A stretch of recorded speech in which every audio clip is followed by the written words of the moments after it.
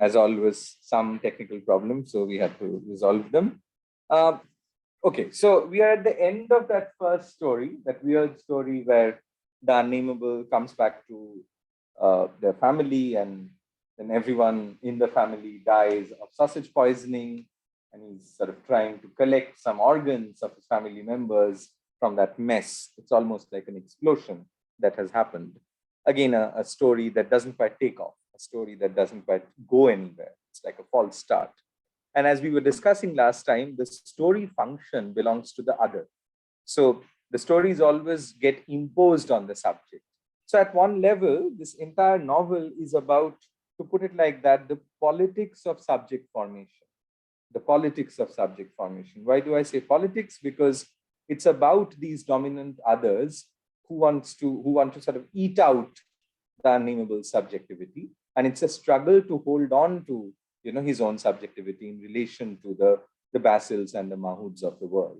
So that way, it is about the politics of subjectivation, or the politics of subject formation. Just a quick remark. You might be wondering, there's a sort of a chaotic form here at work, right? I mean, there is clearly no linear storytelling, as we've already said. It's almost like a vomit of language that we are reading. There is no flow, necessarily, at least. There's a lot of jump cuts, to use that sort of cinematic language. There is no linear flow of language here. And Beckett was never really interested in writing in a very coherent manner, writing in a very coherent novelistic manner. In fact, I'm just reading out a little passage from one of the diaries he kept while he was in Germany. And this was earlier in 1936-7. He was in Germany for various things. Among them was his own interest in German painting. And he sort of went from museum to museum looking at paintings. He writes in one of the diary entries from 1936-7, I'm not interested in a unification of the historical chaos any more than I am in the clarification of the individual chaos, and still less in the anthropomorphization of the inhuman necessities that provoke the chaos.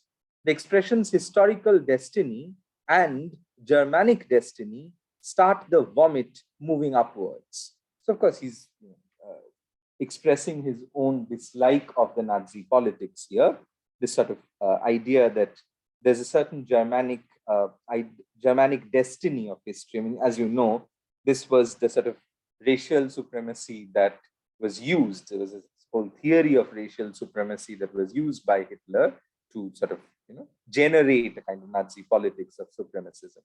Anyway, so that's a political remark, but essentially the point I'm trying to make is that he's not interested in unifying either historical chaos or individual chaos, as he says here in this passage. Now, there's a little bit of both here, as we have been talking about, in the philosophical allegory or in the historical allegory, whichever way you want to read this text. There's a lot of individual chaos, but the individual chaos is never completely unrelated to the historical chaos, because, of course, the individuals make up a certain collective, and then that goes on to constitute the historical process of that collective. So these are all related questions. The point he makes about the anthropomorphization of inhuman necessities, so a certain distaste for anthropomorphism, let's say, again, we'll see, we've already seen a little bit of that. We'll see a sharper critique of this humanist education model in the passages that we will read today. So I just wanted to begin with that. So we'll look at the second story today, the second story that Mahood tells, and we will see a character being introduced, so to speak. I mean, insofar as this novel at all has characters, Worm. Worm is a name for the Unnamable. And Worm becomes this sort of sandwiched figure in between Basil on the one hand and Mahood on the other hand. And again, it's interesting that W and M, these two letters, are also palindromic in that sense. If you turn them around, or if you turn them upside down, say W becomes M and M becomes W, right? So Worm, the W, and M, the M of Mahood, they kind of speak to one another, as it were. So let's begin from where we had finished last time. So this is the second story, and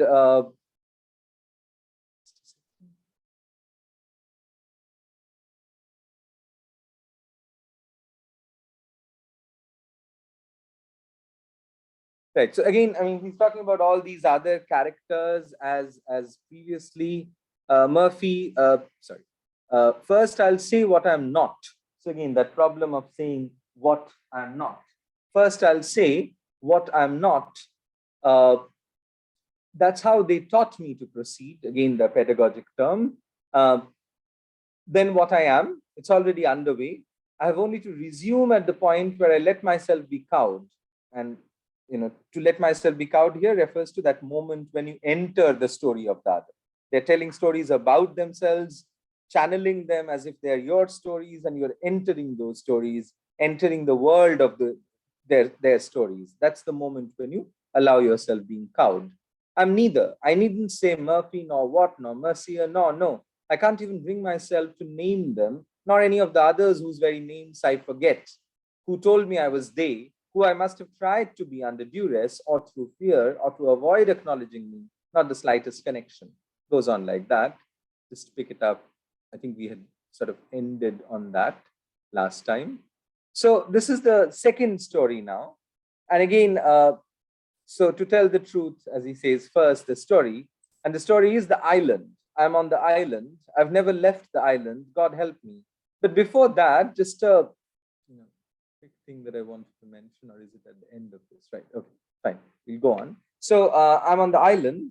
I've never left the island. God help me. I was under the impression I spent my life in spirals round the earth. So that's again the way in which he reaches his family in the first story, spiraling around the earth, orbiting the earth, as it were.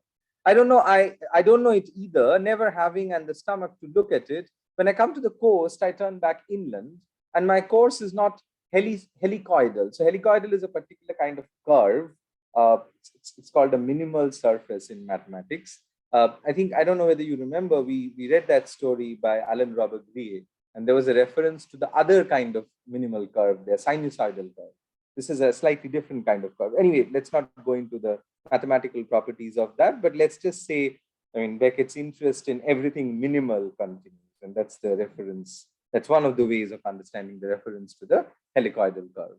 I got that wrong too, but a succession of irregular loops, now sharp and short, as in the waltz, so as if it's like a dance, now of a parabolic sweep. Again, you know what a parabola is, right? So parabola is once again a mathematical term. Of course, parable, the adjective form of parable is parabolic, but this is a parabola. So it's like a straight line. Now, if you have a curve like this curve is a parabolic curve in relation to this straight line. But so there are these geometric metaphors that are used to talk about the kind of distance he charts and the kind of journey he makes across the world, as it were, spiraling across the world.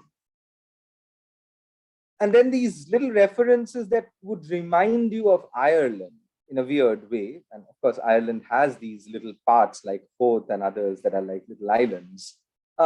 So just after that, the parabolic sweep that embraces entire boglands. This is a very typical Irish landscape. Ireland is full of these bogs, which are like little marshy places, and there are great, very interesting sort of excavations that have been made there. Really old relics have been found from those boglands. But that word bogland almost inevitably would remind you of Ireland, anyone who's familiar with the landscape. Now, between the two, somewhere or other, an invariably unpredictable in direction that is, to say, determined by the panic of the moment. But at the period I refer to now, this active life is at an end. I do not move and never shall again, unless it be under the impulsion of a third party. So he moves away from the island, inland, and then we come to the setting of this story, which actually has a slightly more specific setting in France. The second story that we are reading today. There are these sort of ironic moments. We have these moments in some of the short stories of Beckett as well. Like, for example, this particular part that I'm highlighting here, if you see this, there's a sort of a ironic mockery of the very act of revolt. But at the same time, there's always this association of the vagrant subject with a subject of resistance. What if the homeless people in the streets start revolting? You kind of take it for granted that they won't because they're disabled in many ways, right? So this is what is said here. Though not exactly in order, I'm tolerated by the police. They know I'm speechless and consequently incapable of taking unfair advantage of my situation to stir up the population against its governors by means of burning oratory during the rush hour or subversive slogans whispered after nightfall to belated pedestrians the worse for drink. So, there's a little bit of an irony here in this last part where basically you are whispering slogans to pedestrians who are more interested in having a drink than, your subversion. But anyway, there's a mockery of the act, but at the same time, it's not a depoliticized mockery. In fact, I would say it's a political mockery at one level, because he's also talking about the way in which a system generates its own cliche of revolution. Every political system generates a certain cliche of revolution, and by generating that, it also incorporates revolt within itself and makes revolt more difficult that way. Because the grammar of revolt is also going to be given by the same master who is the statesman, right? So that's the problem, and that's very typical of any kind of fascist regime.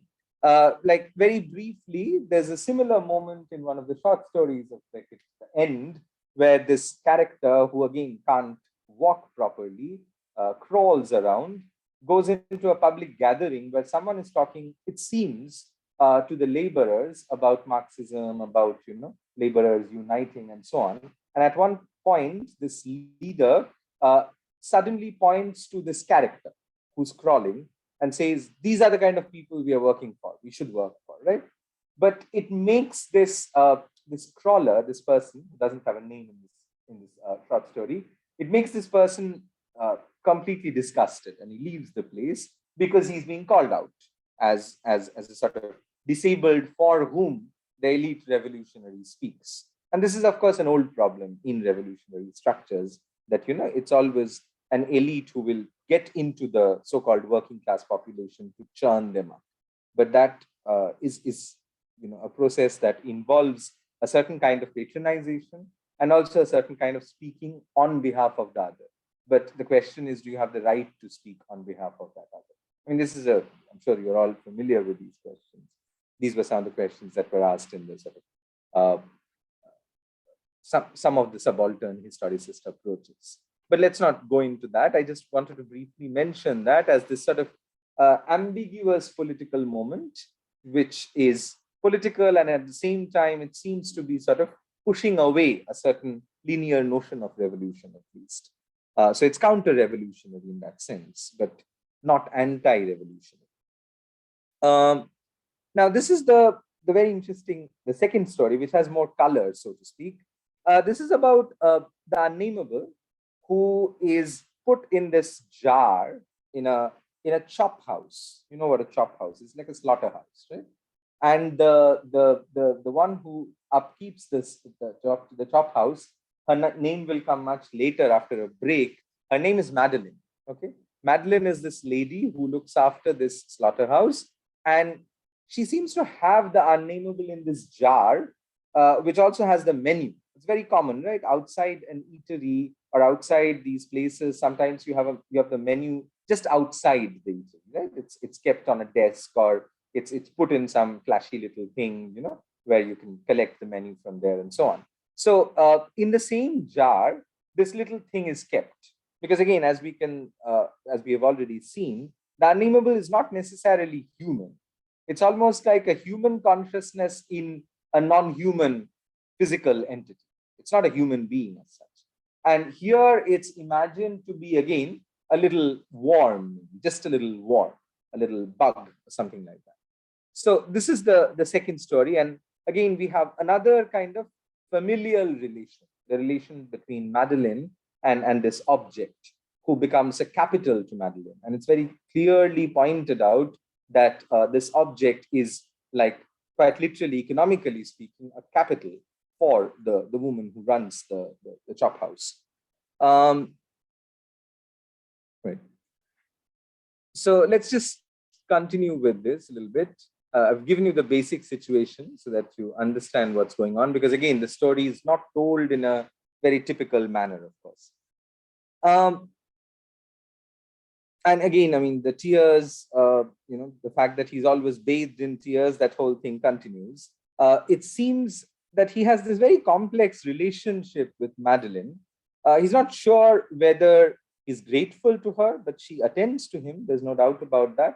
But there is this problem. On the one hand, perhaps the Unnamable would like to believe that there is some love or affection there, that she has some, love for the Unnamable. But on the other hand, the Unnamable is also quite certain that this is a relationship of, a relationship that is refracted through capitalism, so to speak, in the sense that for her, I am just this, object that draws people to her place.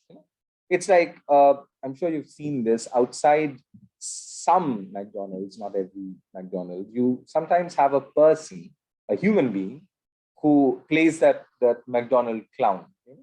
Sometimes he's sitting on a bench, which is not a human being, but sometimes you actually see a human being, clowning around like that. Right? And people would take pictures with him, or he would just stand still like a statue forever.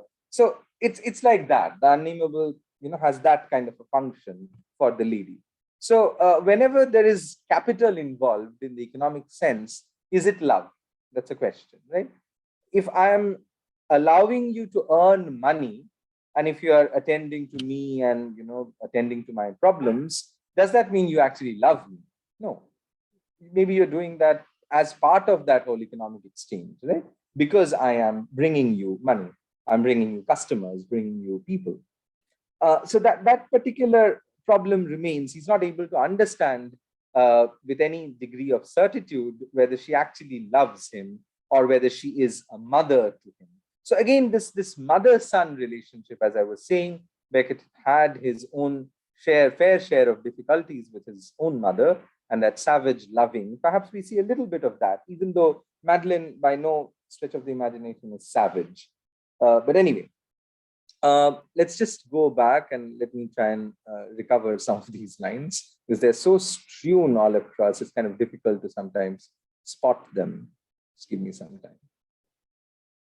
Right, so here it is, the boon of tears in that part.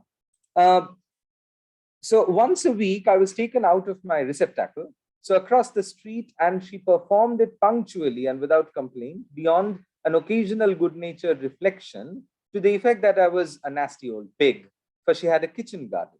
Without perhaps having exactly won her heart, it was clear I did not leave her indifferent.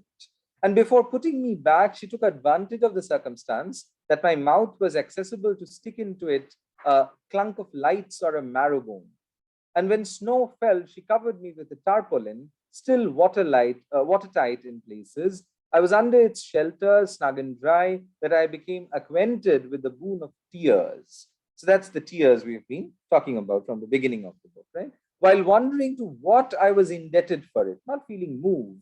And this not merely once, but every time she covered me, that is to say, twice or three times a year. Yes, it was fatal. No sooner had the tarpaulin settled over me and the precipitate steps of my benefactress died away. Benefactress is the woman here. Then the tears began to flow. Was this to be interpreted as an effect of gratitude?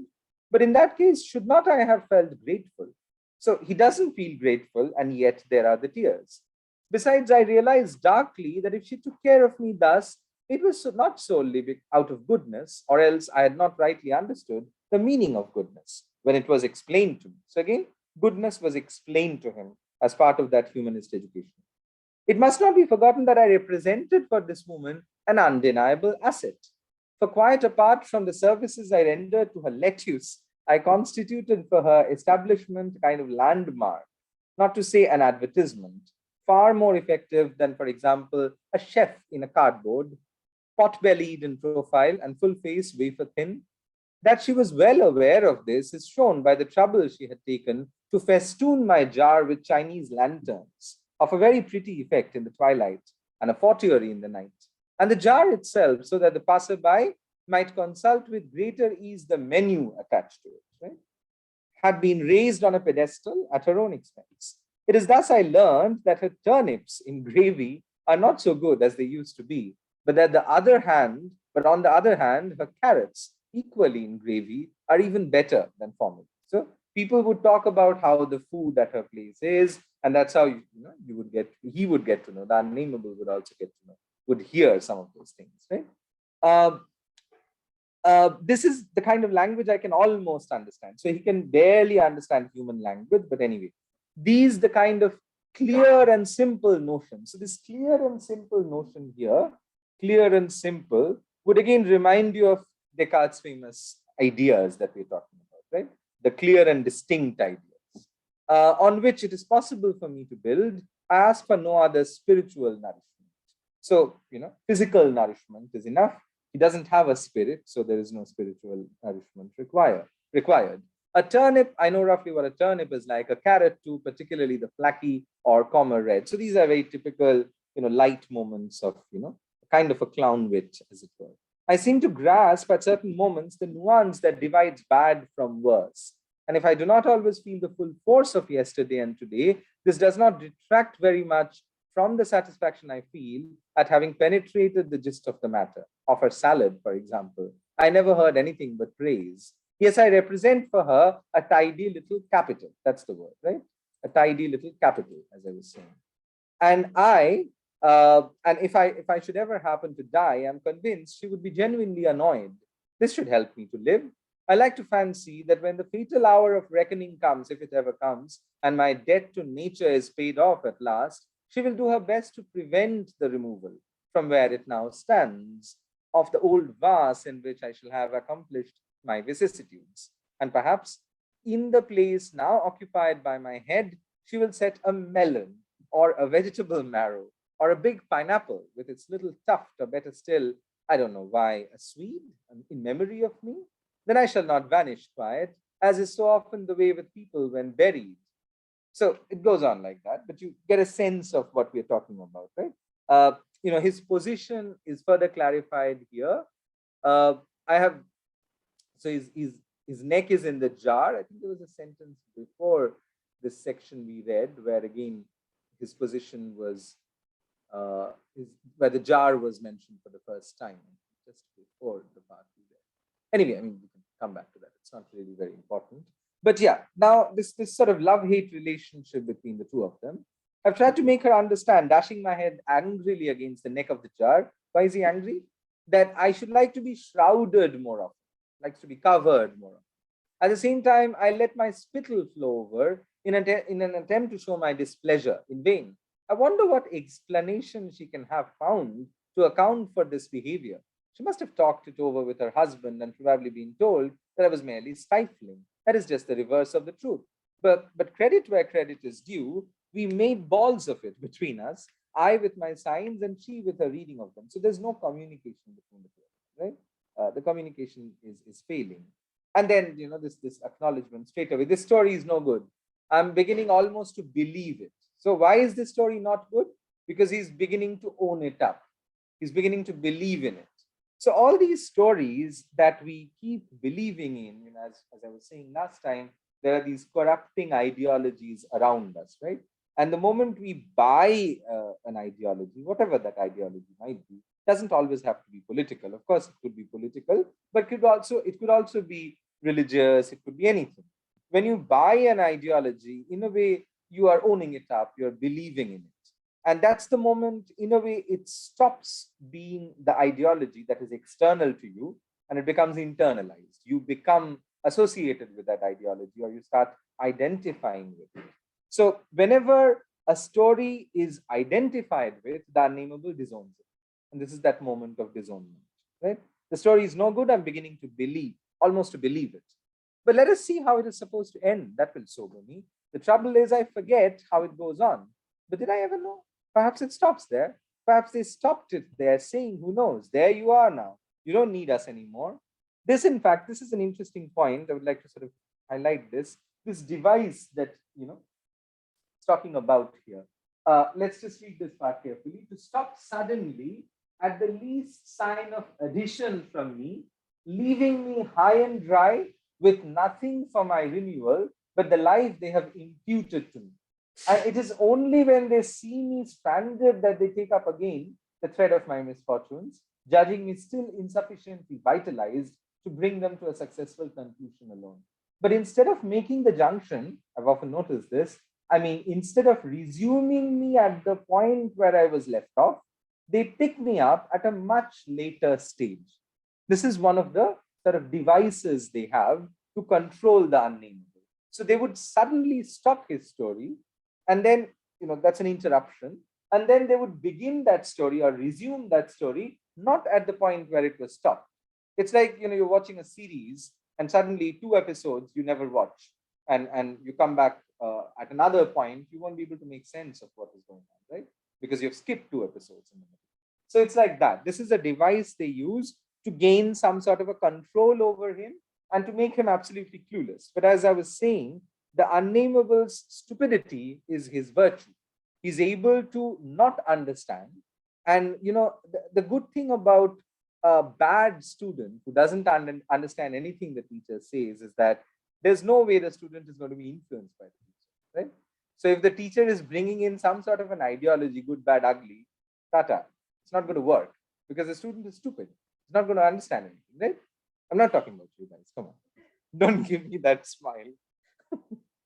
Talking about myself, possibly. Okay. Right. But let's continue. I'm just going to skip a little bit. So this is the point where the story is stopped, but this story will begin again.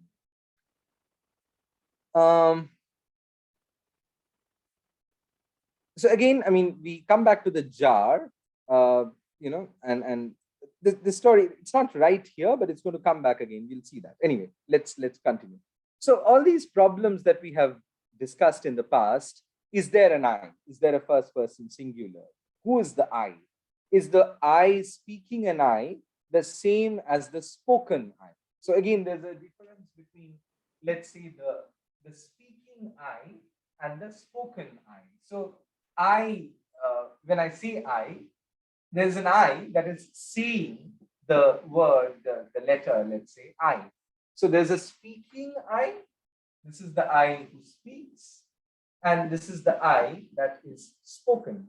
Now, what if you think about a division between these two? The speaking I and the spoken I are divided in a way. I mean, these are some of the divisions we've already been talking about. And I should mention here a philosopher who Beckett read in that early phase of his career when he was still very much under Joyce's wing. Fritz Mathner, very minor philosopher that way, doesn't get a lot of mention or a lot of discussion in traditional courses on philosophy. Mathner was a German philosopher who wrote a multi-volume text called Towards a Critique of Language. And this text was very important for many modernists like Joyce and Beckett. And we can see some influence of Mathner here in this novel.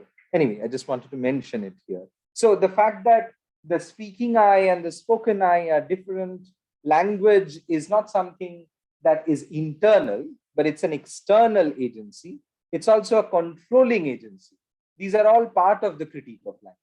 The fact that language is extraneous to me, it's not internal, it's not me, it's a foreign entity, and it's an entity through which we are controlled. Of course, that is something that all of us, I'm sure at this age, all of you would also understand, that language is always used as a sort of device of control, right? We may not understand this as a kid, though we should understand this as a kid, because that's when language is directly used to control, right? You can't do this, you can't do that. That's what parents say, right? Or anyone, not just the parents, but anyone, maybe in play school where you hardly play. But anyway, you're always told to do this, to do that. So language is, of course, quite directly, something which is used for control. In the jar, did I ask myself questions? So whenever he comes back to his own outside these narrative moments, he starts asking questions. Okay? And that in itself is an interesting or a positive phenomenon. So he's not able to ask questions or raise a voice inside the story of God. But the moment he comes out of these stories, he's able to ask questions. questions like, and into whose hands I play, when I ask myself such questions. But do I? Do I? And that's the point. I've dwindled, I dwindle, and it goes on like that. It's about opening and closing of eyes, this part. This is where the story takes a backseat, and again we are back to the Unnamable's own, meditation, so to speak. Uh,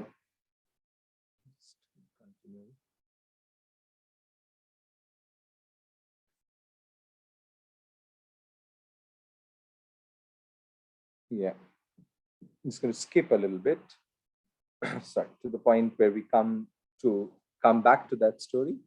I mean, there are references to animals throughout. There are references to monkeys, and there's a tapeworm here, for example. I mean, this idea of the worm, the character worm will be introduced here very soon. Uh, Again, lack of knowledge, inertia, being located in the same place, as it were. Uh, and it's also interesting how when worm is introduced, you have in the vicinity this word which is a sort of a homophone, right? I mean, worm with an A and worm with an O, of course, right? Worm with an O and then worm with A. They have quite, oppositional feelings of meaning, so to speak, right? Because warmth is a more positive kind of word, whereas when you say worm, like a bug, that's not. I mean, if you call somebody a worm, that's like a gully, right? It's a cuss word. You don't necessarily say something. You call somebody Mr. Worm or Miss Worm or whatever. It's not a very nice way of addressing somebody. There's an interesting image. It's earlier. I won't go into locate it, but at one point, the Unnamable calls himself a balloon which is entirely inflated by the voices of others. So it's like a balloon that is, again, all that is there in the balloon is the voice of the other, and all these others, bacills, mahouds, worms of the world.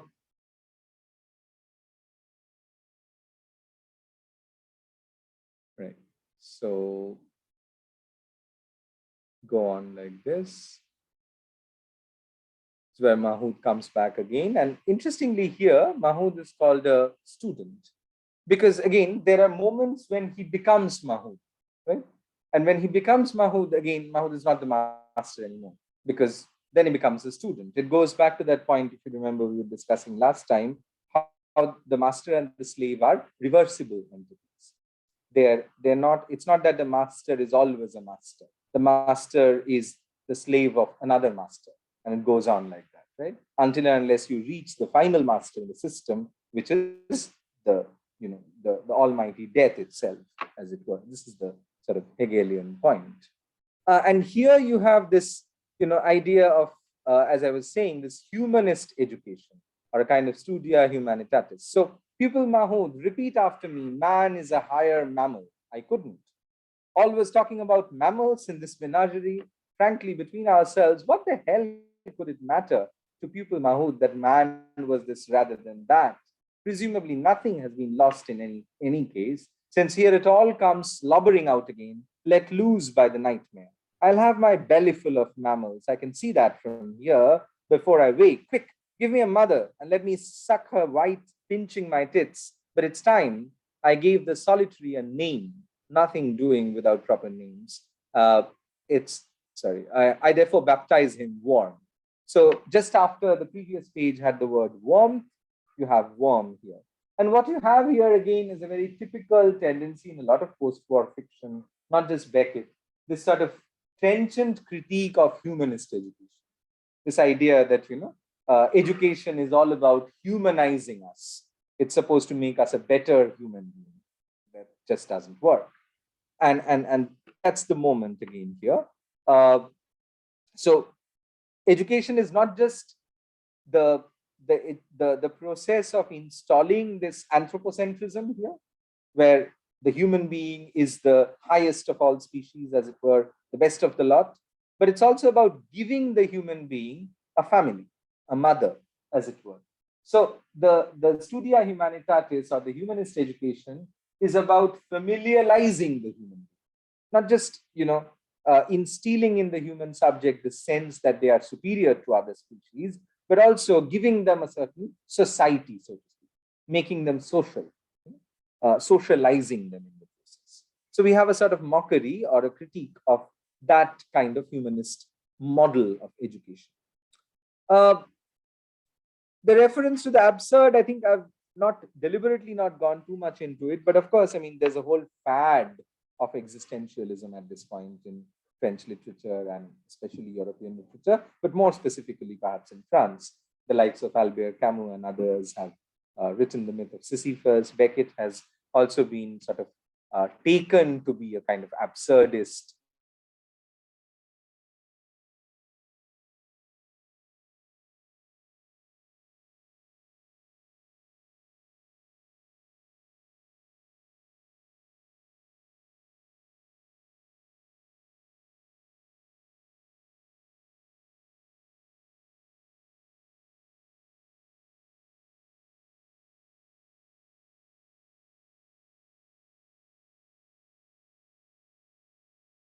But this is an irony that has always kind of fascinated me as a reader of Beckett.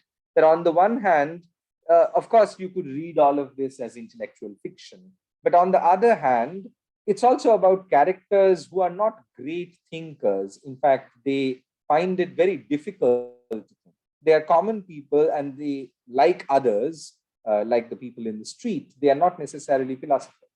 They're not able to think along certain philosophical axes. So what is often considered as higher thought is actually lower thought or weak thought. I mean, I'm not going to go into that, but there's a very interesting set of developments in Italian philosophy, and especially a philosopher in the name of Gianni Vattimo, who has developed this idea of weak thought, primarily from Marxism. If you're interested, you can just check out Vattimo's work on weak thought and Marxism and weak thought. Very interesting set of arguments there. Right. So this is the introduction to Worm, as I said, and Worm is the one who has to sort of be sandwiched between, as I said, Basil and Mahmoud. Of me, whom they have reduced to reason, it is poor Worm is not to blame for this. That's soon said. But let me complete my views before I shit on them. So this is again the typical strategy of the entire text, right? To air a view and then shit on it, contradict it, right? That's the strategy. For if I'm Mahmoud, I'm Worm too, plop. Or if I'm not yet Worm, I shall be when I cease to be Mahmoud, plop. So plop, as you can understand, it's like a performative word here. On now to serious matters. No, not yet. Another of Mahmoud's yarns, perhaps, another story. To perfect my besotment. No, not worth the trouble. It will come at its appointed hour. The record is in position from time immemorial. So this is again a reference to that the fact that he will continue to be force-fed these stories.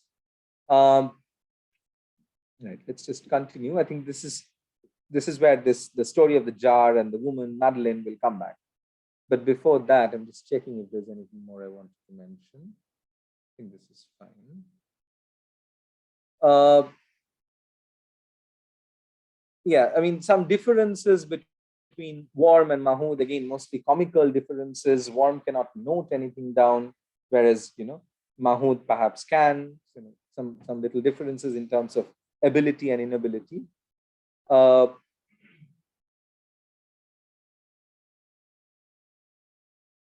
Right. I think we will come back now to the part, yeah, where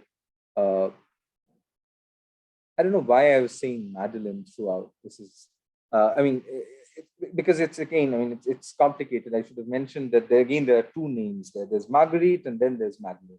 So we don't know whether the same woman is being called Marguerite first and then Madeline. That's what it seems to be. So on page 73 on top, if you see here, it's Marguerite. But we're coming back to that story, right? So she's late. Soon Marguerite will come and light me up. So we are back to that Worm, that little Worm in the jar, right? Outside the chop house. She's late. Already more than one passerby has flashed his lighter under my nose, the better to decipher what I shall now describe by way of elegant variation as the bill of fare. Please God, nothing has happened to my prospectus. So there are these moments of anxiety because course, the slave is at some level dependent on the master. The slave will have this moment of anxiety: has something happened to my master? But think about it: if the master, gives the slave some sort of a task, and if the slave goes out to, do that and doesn't come back, the master might have the same anxiety. What if the slave doesn't come back? How will I do my work? Right? So it's the same kind of interdependency of the master and the slave. So we have that sort of master-slave relation in or around the question of love, care, but also this, capital, the question of capital, economic capital, in the relationship between the Unnamable and Madeline stroke Marguerite. Uh, uh, I shall not hear her coming. I shall not hear her steps because of the snow. I spent all morning under my cover. When the first frosts come, she makes me a nest of rags, well tucked in all around me to preserve me from chills. It's snug. I wonder, will she powder my skull this evening with a great puff? So, like a little baby, as it were. It's her latest invention. She's always thinking of something new to relieve me. If only the earth would quake. The shambles swallow me up. Through the railings at the end of a vista between two blocks of buildings, the sky appears to me. A bar moves over and shuts it off whenever I please. It goes on like that. The evening is still young, etc. Let's just, there's some beautiful descriptions here, but we don't have the time. So what's happening to Madeline? I mean, here the name changes to Madeline. I seem to exist for none but Madeline, that a passerby pressed for time in headlong flight or hot pursuit should have no eyes for me that I can conceive. And it goes on like that. But I just wanted to, signal that shift from Marguerite to Madeline. I don't think the name Marguerite comes back after this. Right. So as if nobody else affirms the existence of this character except the woman there, Madeline. Right. Further. Yeah, so this is where we have the name of the street. I mean, a very rare moment where Beckett actually situates something in an actual place, Rue Branchian. And this is an actual street. Rue is the name for alley, of course, in French. So in Paris, or in the outskirts of Paris, there is such a street, and it houses a big slaughterhouse. So Beckett is historically quite correct here.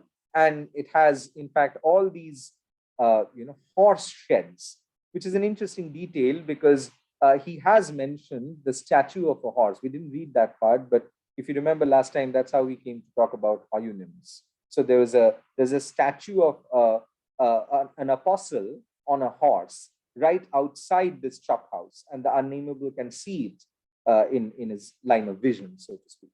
So this is a particular setting, an actual setting that is offered in this case. Very rarely, but as it is.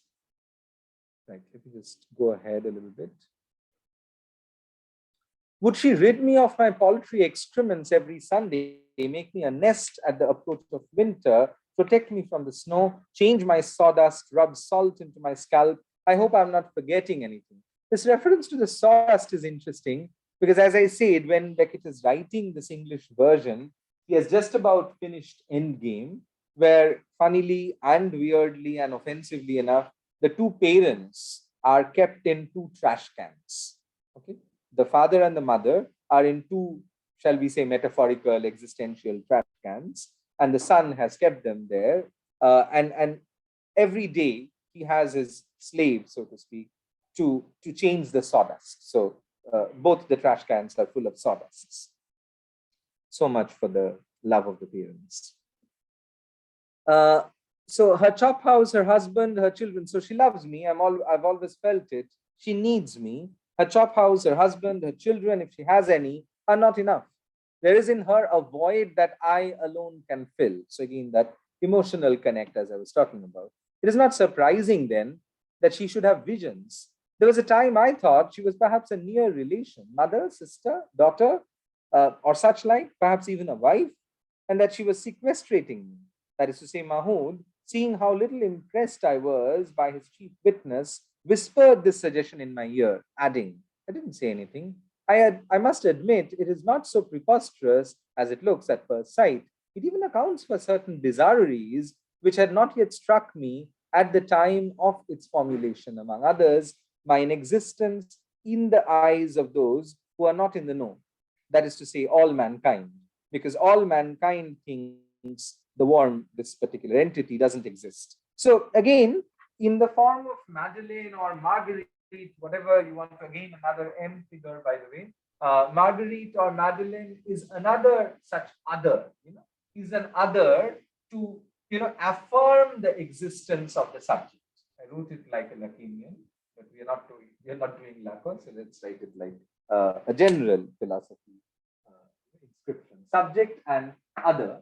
So in this case, I mean, last time, if you remember, we were talking about how the the subject cannot be engulfed by the other or resists being engulfed by the other. So I wrote it like an not equals to sign.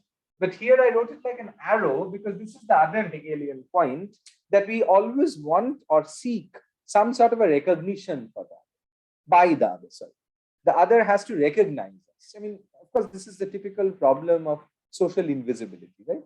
I mean, many people complain that in a large group, I am inevitably the person who nobody recognizes or nobody talks to.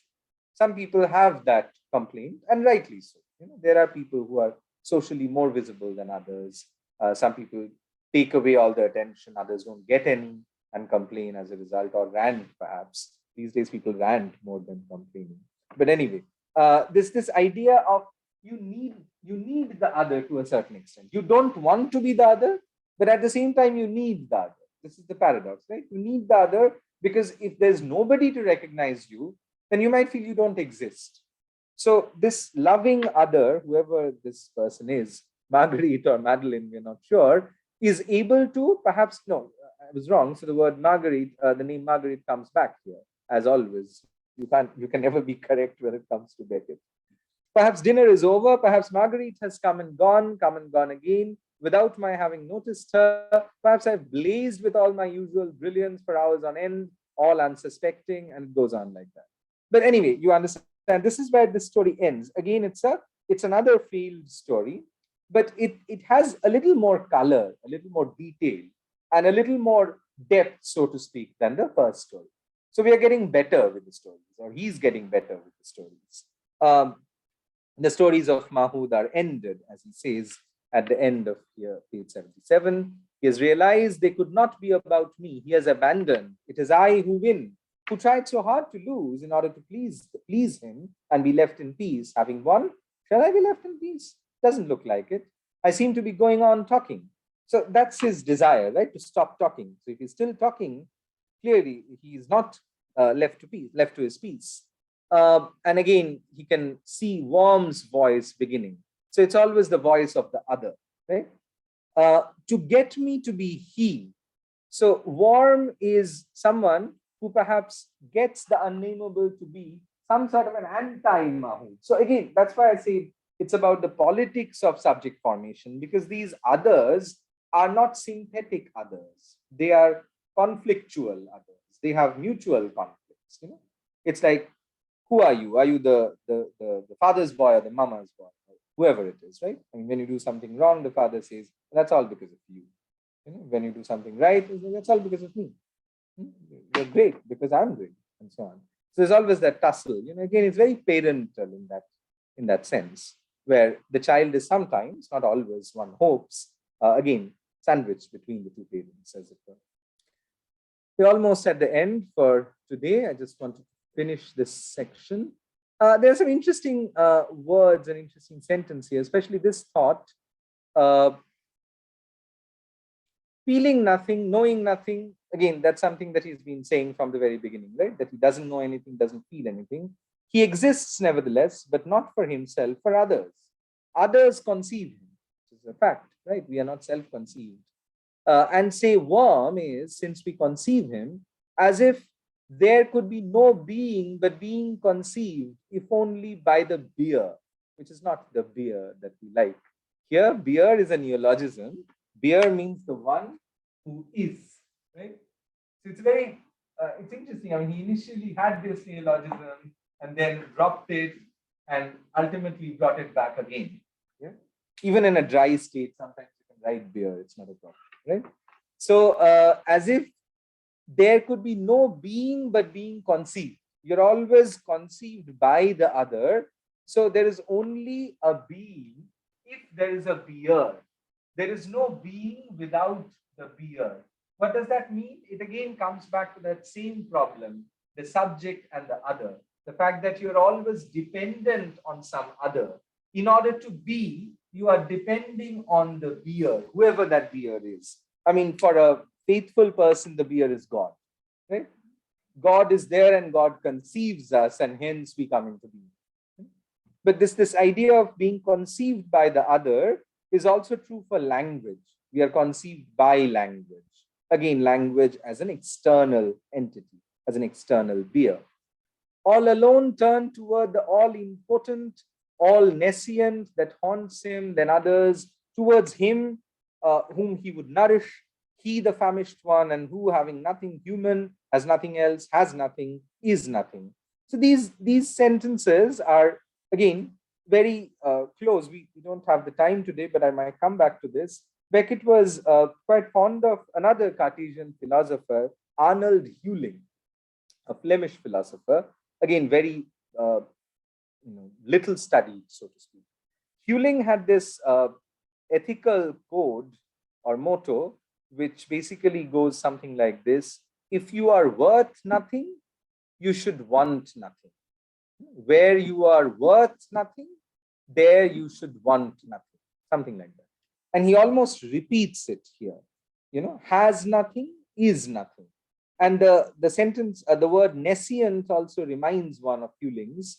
I'll talk a little bit more, as I said, next time about Hewling's. But because he has this idea of nesico, which means I don't know. So he's a post-Cartesian philosopher.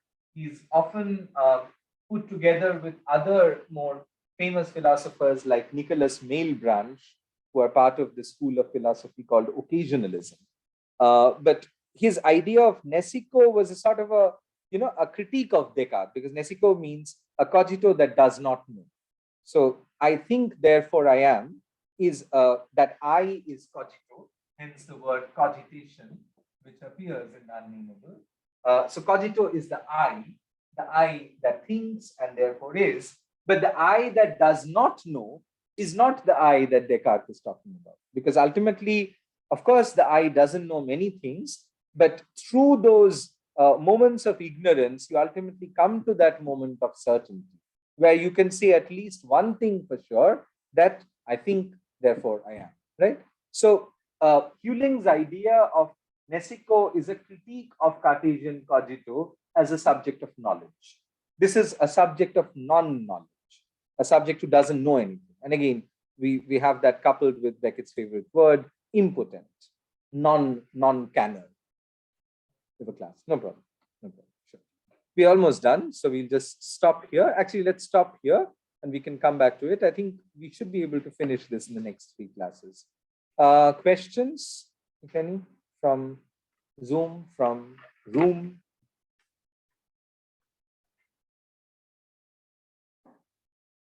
Maybe once we come to the end of the text, we could have a little discussion. But the problem with these texts is that, again, I mean, it's very dense, as you can see, and there are certain parts of it we are able to read, not everything.